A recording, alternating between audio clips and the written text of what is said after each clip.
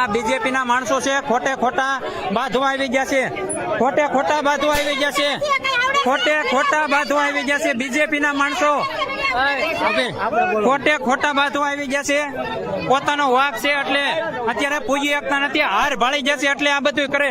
અને પોલીસ વાળા અત્યારે શું કરે છે ખબર નથી, ભાઈઓને આગળ કરે છે. તમે હા ભળજો ભાઈઓ, ના માણસો ધાક ધમકી આપે છે, બેનોને આગળ કરે.